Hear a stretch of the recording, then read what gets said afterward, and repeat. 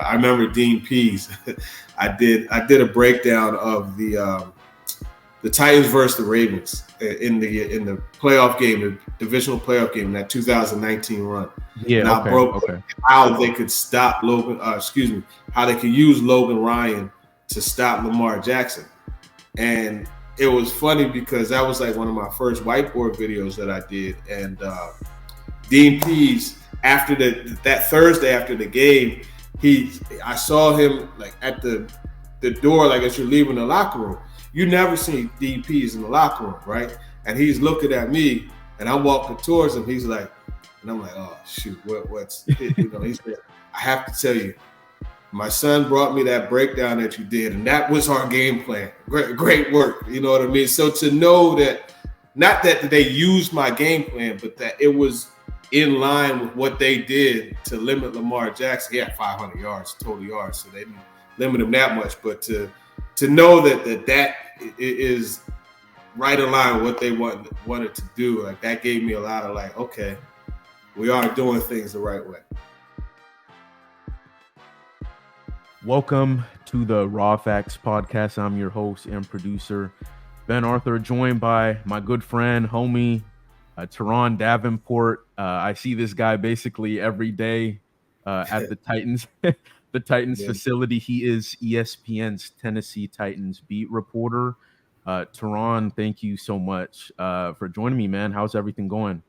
Yeah, everything's going well, man. I appreciate you having me on. It's good to be inside, man. It's smoking out there right now, but Oh my God, man! It's supposed to get like 100 this week in Nashville. Yeah. So, yeah, not looking forward to that. I'm from Seattle. I like it nice and cool and chilly. So this is not my cup of tea. But yeah, TD. Just to kind of get into it, I like to kind of start like at the beginning with people, and I know you're from Philly, or you spent at least a good portion of your upbringing in Philly. Yeah. What was your upbringing like? How did that maybe shape who you are and maybe kind of what you're doing now? Yeah, well, most of my time was spent in Philly and in the surrounding area, but I was born in New York, and my aunt, for my time there, like she's a big baseball fan, and she was a Yankee fan, and I wasn't. It's funny. The Mets are pretty much my only sports team, and I've been a Mets fan since '83. And she used to take me to games, and it was always cool going to Shea Stadium, and I got to go on my own, once I was older, and got to go back up there and visit her in the summertime. But yeah, it was always sports, man. Always just baseball initially, and then once I moved to Philly, I started to like the Eagles. Randall Cunningham was the big thing, and I just remember watching him, and I also liked the 49ers. That was my football team, and Okay. yeah, it was just always sports, man. My mom, she used to, like, we used to go in the parking lot, and like we would play football. You know what I mean? And then Okay.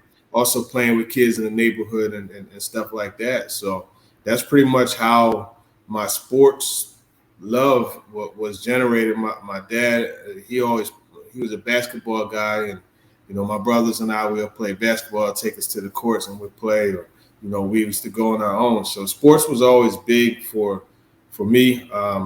Started playing football in middle school, and just never look back, man. It's fun to play, and fun to watch too. Okay. And since you were born in New York, I'm curious what area did you come up in? Queens, Jamaica, Mm. yeah, Okay. and then I Okay. lived in Jackson Heights for a little bit also. Okay, that's what's up. My dad actually went to St. John's, and I've been on in Okay, Yonkers, so I'm very familiar with New York. So yeah, love it yeah, out there. definitely. But yeah, that's what's up, man. So I know you played football at Cheney Yeah, University in Pennsylvania, which and I was doing research. I didn't realize this at first, but it was the first HBCU yeah. like in the nation, which is really very cool. Obviously historic. And you played football there. What was your experience like there between the football and maybe knowing the history of that institution? Yeah. Well, I transferred there from Delaware State after one Okay. year, and I tell you, the football was a little rough, man. Division two, you're doing it for the love of the game. Like they took care of you a bit, as far as scholarship was concerned. But I mean, like you got the same pair of cleats for the whole year, the same gloves the whole year. So there wasn't any, luxury or anything like that. Like you're thugging it out, and it was fun though, man. Like we got to travel to play some school. Like Bethune-Cookman was a pretty cool experience. I remember playing Virginia State. Most of it was, you're on the bus, man. 4-hour bus ride to the other side of PA to play some of the schools in the western part of the Pennsylvania State Athletic Conference, that's probably the best D2 conference. Mm. A lot of the, Westchester, Kutztown, East Stroudsburg, a lot of the big time school, IUP, Cal, PA. There's a lot of schools that will go to the playoffs out of that conference. So it was good getting that level of competition. We didn't win a lot. We had issues on the offensive line, but our skill players, there's a bunch of us who, at the very least worked out for Arena League teams or Canadian League or those types of things. So it was a fun experience. And then just culturally, man, like yeah, I tell you, it teaches you just how to make the most out of the least. The school didn't really have a lot of resources. It's a state school, but even though it's a state school, it just didn't get the same support as the other schools and within the state. But it definitely, you learn to make the most out of whatever is there for you. And it was a great experience, man. One of my best friends, Lou Gutierrez, he was our center. And Okay. I met him there, and I have a lot of connections to friends still to this day. One of the guys that I got into sports marketing with, Bobby McCray, he was one of my teammates too. So it's pretty cool, that experience, meeting people and then carrying them on to, 20 years later, still on Yeah. the phone or texting or whatever. There's a group of probably about 4 or 5 guys that we still talk. For sure. And TD, I feel like you're really unique as an NFL reporter because you actually played football at a really high level, like in college. Even Mhm. though it was D2, you played college football, and I don't know any other honestly NFL reporters who played college football. And you're a trained professional journalist, but you played college football at a high level. Um, I feel like you either have like the guys who played football who are analysts who don't really have the journalism background that you have, and then like I said, the football reporters who don't necessarily have that credibility as players, but you're like right in between both worlds. Like you can kind of dabble with both worlds. How do you maybe feel like that is helped you and served you just because you did play college and maybe you can relate to guys the guys you cover at a level that maybe others can't. Yeah, I think it helps just as far as like being able to talk with them from a perspective of understanding. And I'm not saying other people don't understand because Yeah. there's plenty who haven't played that understand the game and everything. But just one thing that has always worked for me is just the ability to relate. I think that's been good. And I remember, so you take like with the Titans, one of my best experiences was with Logan Ryan, and I remember every week, right, I'll go into the locker room and I'll have plays on my phone, and I'm playing it, and I'm like, what happened here? This is what I saw, and this is what I think. And he'll be like, yeah, you're right. This, and this. And it was just really cool. And other players would see that. And I remember, I used to do it with Kevin Byard also. And in Philly, like I first did that with Jason Kelsey. And just being Mhm. able to just talk about what's going on and earn the respect from that perspective, that's definitely helped. And it just gives a different understanding. And then you have an appreciation. You played sports, so you understand as well. Just like, okay, if I was in that situation, here's how I would like to be covered, right? I would like to be covered from a fair, objective perspective. right? Instead of, okay, so and so sucks. He can't do this, this, and this. Or when you're evaluating prospects, I always no, it's not weaknesses, it's areas for improvement. So it's just small things like that people notice and they respect. And I think that's done a really a lot for me to be able to, connect with a lot of the players and the coaches too. That's one thing that I found as well. The coaches. I remember Dean Pease. I did a breakdown of the Titans versus the Ravens in the playoff game, the divisional playoff game, in that 2019 run. Yeah, and I broke how they could stop Logan. How they could use Logan Ryan to stop Lamar Jackson. And it was funny because that was like one of my first whiteboard videos that I did. And Dean Pease, after that Thursday after the game, I saw him like at the door, like as you're leaving the locker room. You never see Dean Pease in the locker room, right? And he's looking at me, and I'm walking towards him. He's like, and I'm like, oh shoot, what's he said, I have to tell you, my son brought me that breakdown that you did, and that was our game plan. Great work. You know what I mean? So to know that, not that they used my game plan, but that it was in line with what they did to limit Lamar Jackson. He had 500 yards, total yards, so they didn't limit him that much. But to know that is right in line with what they wanted to do, like that gave me a lot of like, okay, we are doing things the right way. Yeah, wow, that's really cool. That is really cool. That's insane. TD, kind of going off of what you were saying earlier about just the fact that we've been athletes in the past, and just kind of putting ourselves in their shoes about what fair and objective coverage looks like.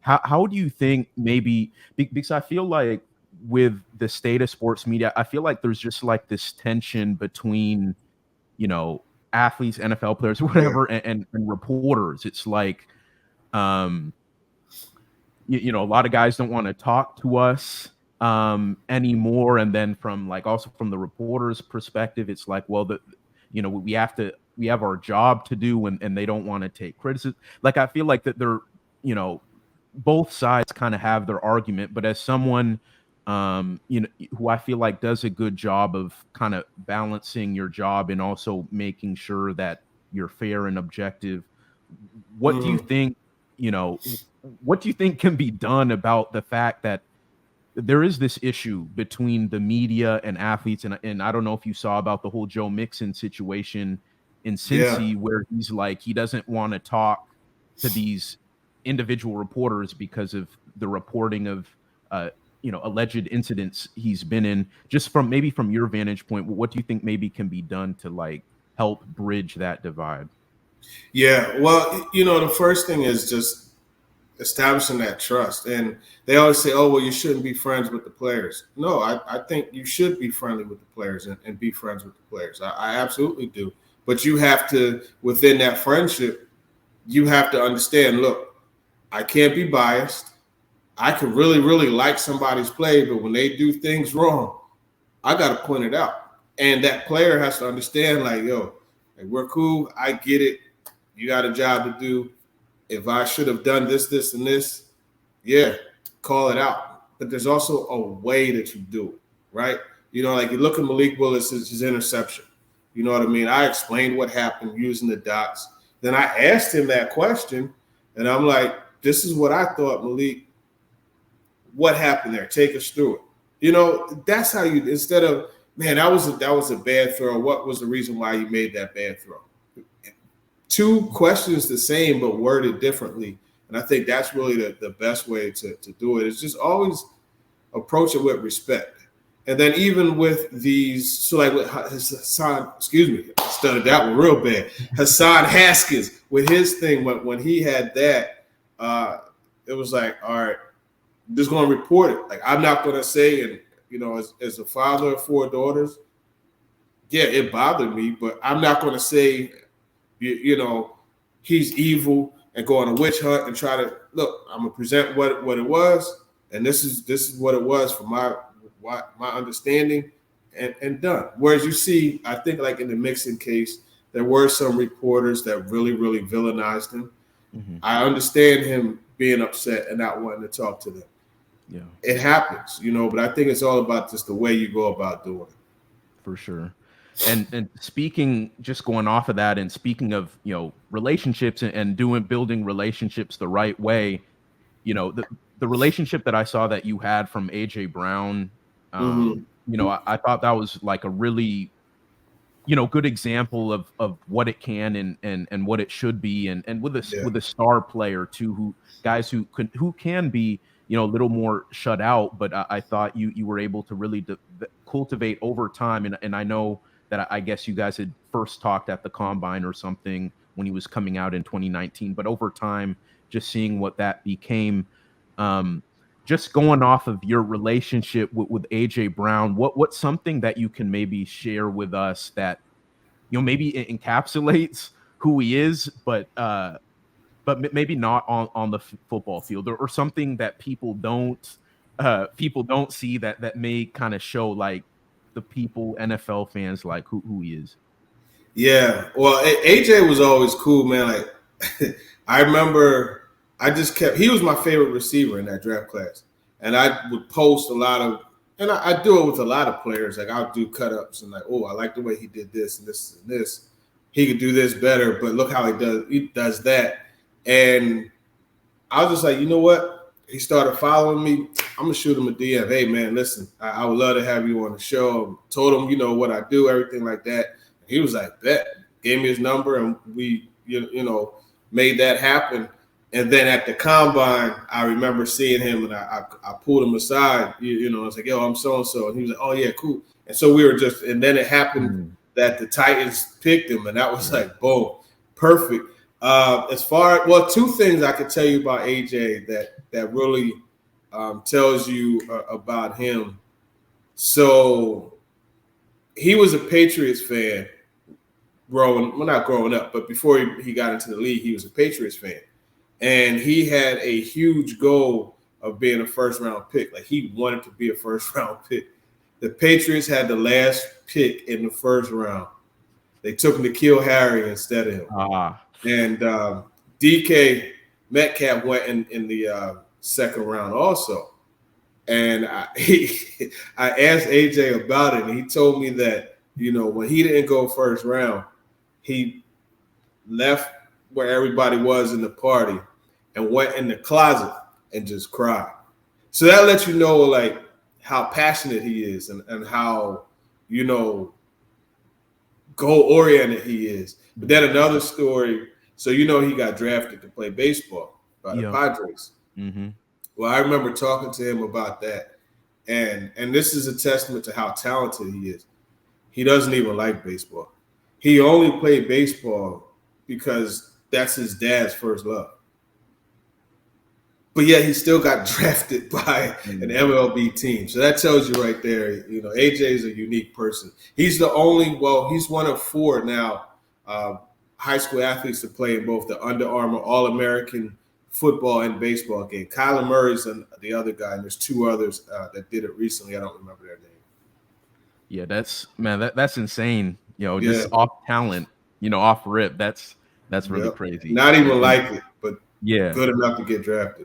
No, crazy. That's insane. And thanks for sharing that. And TD, before ESPN, you were with Eagles Wire, which is part of the USA Today media group. And what was it? Your last year on the Eagles beat, that was the Super Bowl season, right? Super Bowl 52.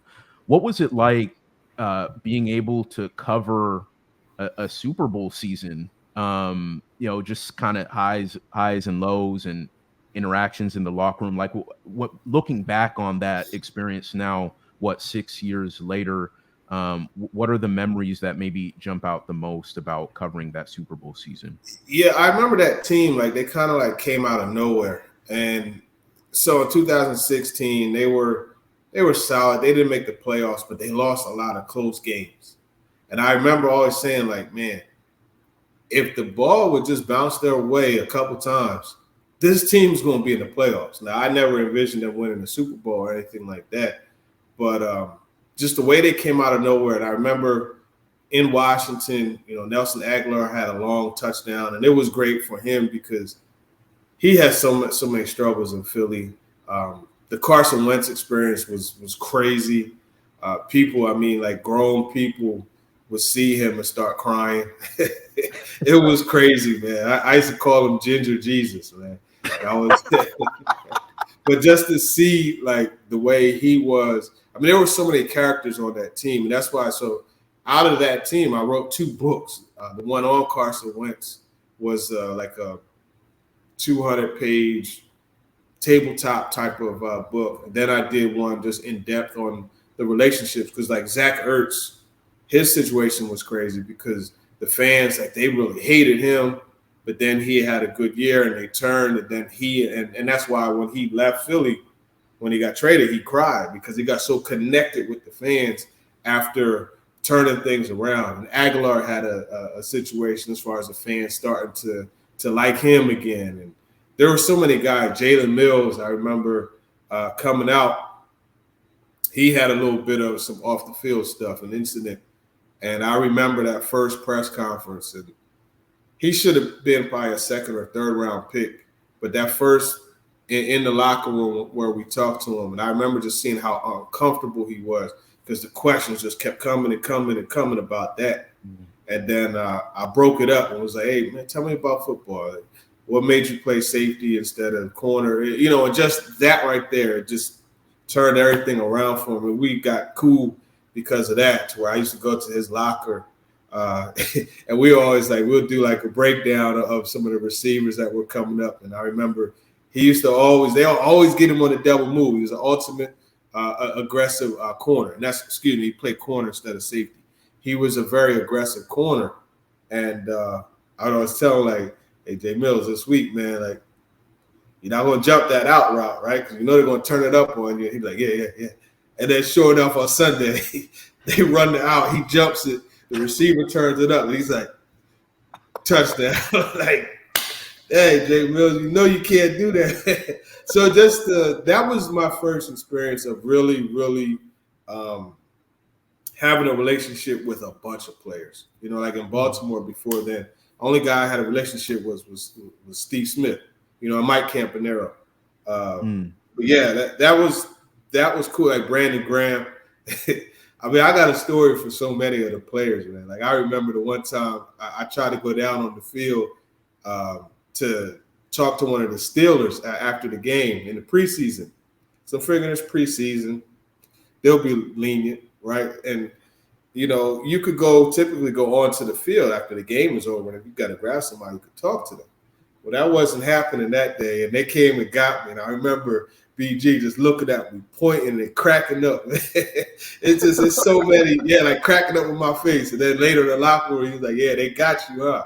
Yeah, but it's so many. Like those dudes were so cool. That team was something, man. Big Lane Johnson, man, like you could run down the roster. Jordan Matthews in 16 was really cool. So I think just the thing that stands out is the way these players were open to connecting with you and being cool. And then just watching that run, seeing their confidence just continue to build up and get to the point where I remember Radio Row the week of the Super Bowl. Like I'm doing radio hits and going through. And I'm like, I'll be surprised if they lose. And people looking at me like, yeah, I don't think this team is going to lose to the Patriots, So there's some experiences, man. I was just telling somebody in Minnesota, I remember the NFC championship game.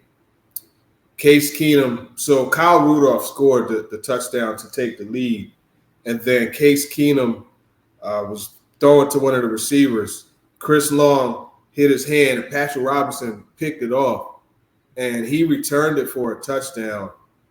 And that was probably the loudest I've ever heard a stadium.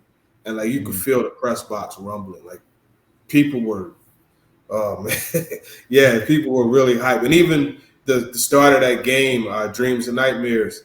I remember LeGarrette Blount and Corey Clement in the in the end zone when that song came on, and they're getting hyped. And I remember just like seeing all the energy. It was crazy. So Yeah, that was a great year, man. A great year. There's a lot of memories. You could feel the whole show with it. Yeah, I bet, man. I hope one day I do get to cover a Super Bowl team Yeah. as well. Um, TD, kind of going off of that and just kind of just seeing you smile about like some of the memories that that you're recalling, like with players and the whole Brandon Graham thing and all that.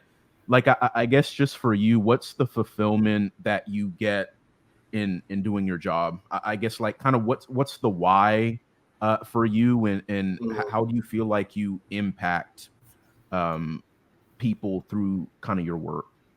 Well, it's like there's different levels. Like there's nothing like having a coach come up to you and say, you know, the way you explain that and the way you saw that, that's correct.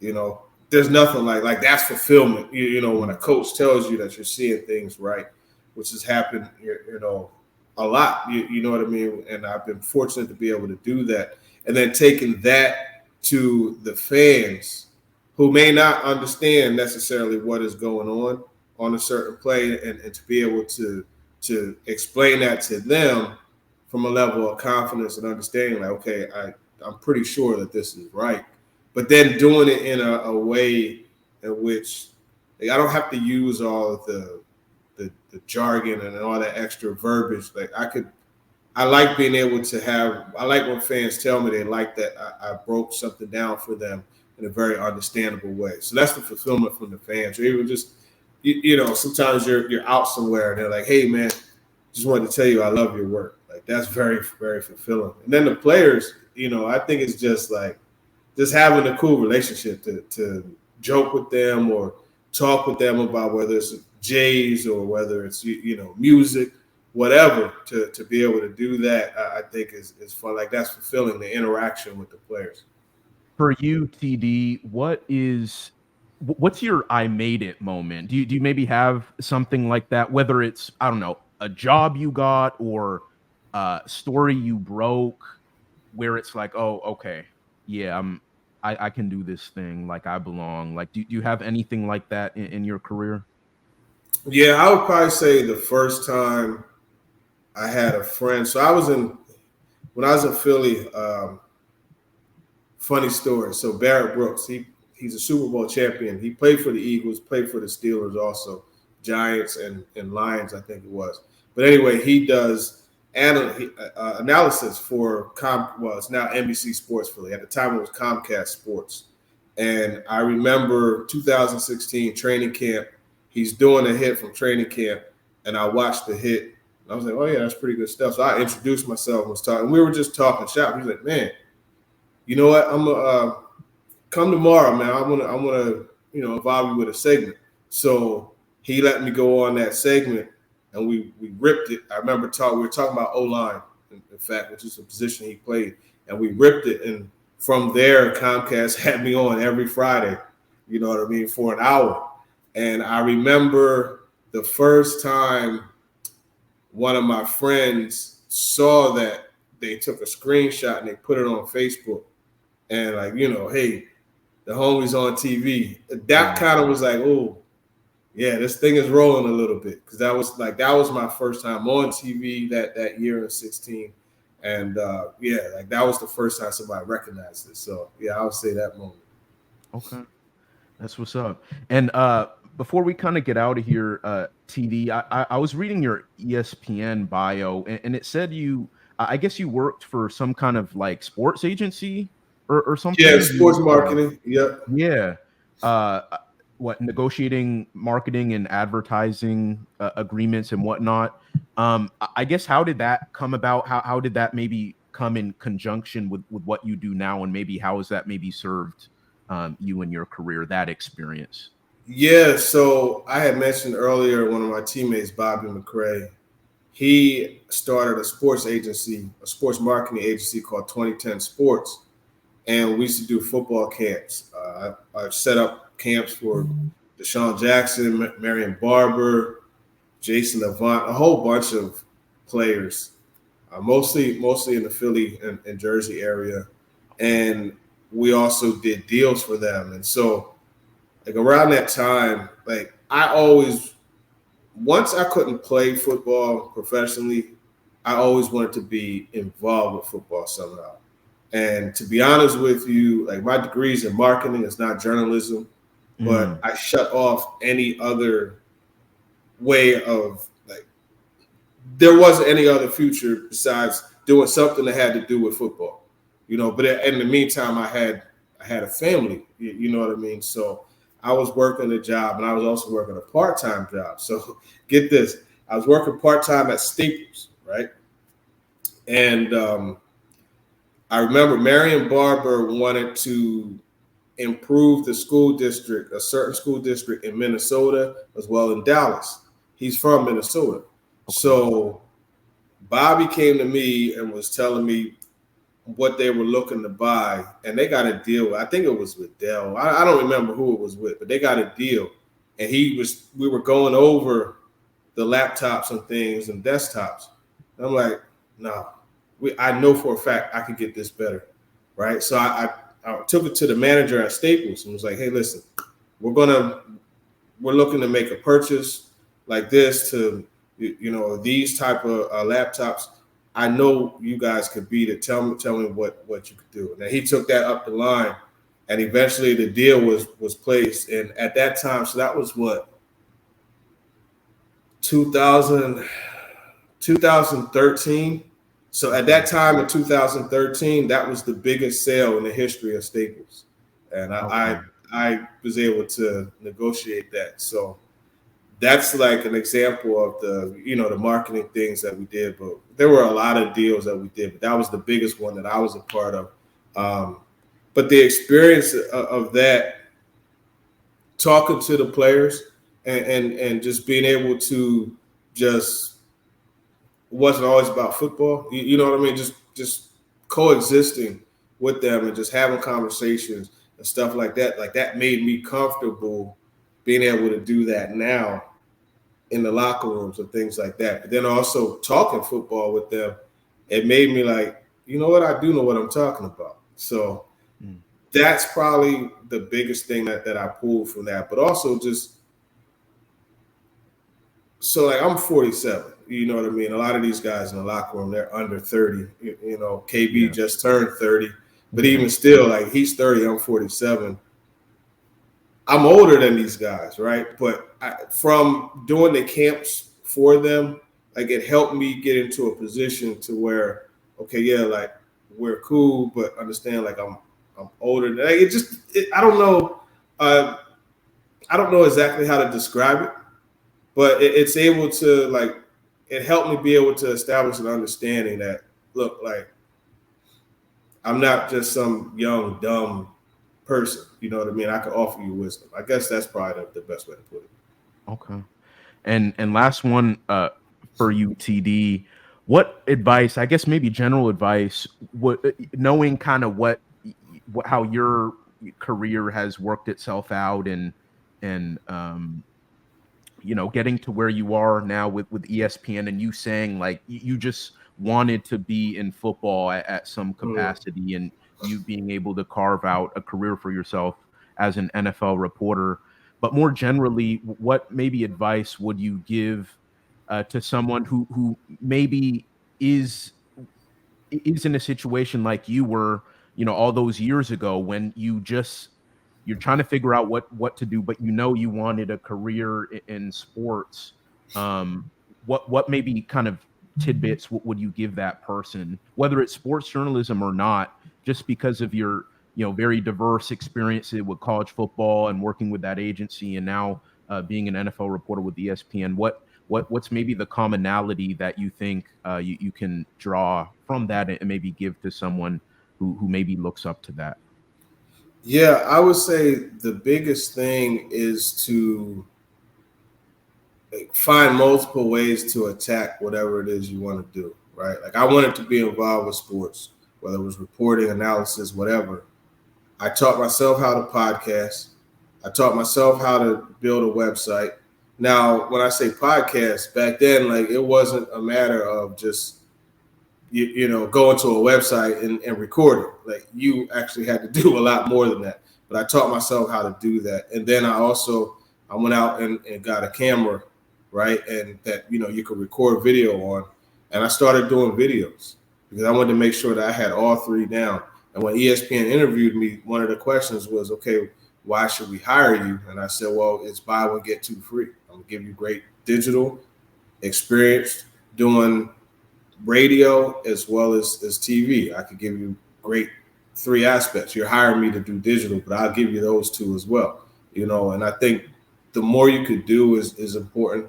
But then also you got to make sure that you're dialed in on what it is you want to do and you stick to it despite, because I remember there were times where people were like, how are you going to get a full-time job and you don't even have a journalism degree? Yeah, you're right, but I'm just going to keep working to get enough experience to where that doesn't matter. You know what I mean? So I think really the more you could do, stick to what it is that you want to do, then also find ways to be unique, like find your own lane. And that's really important in whatever it is that you want to do. So I would say those three things. For sure.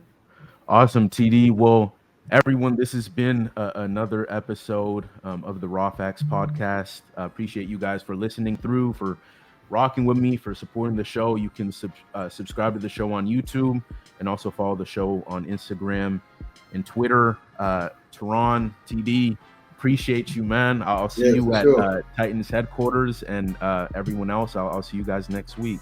Peace out.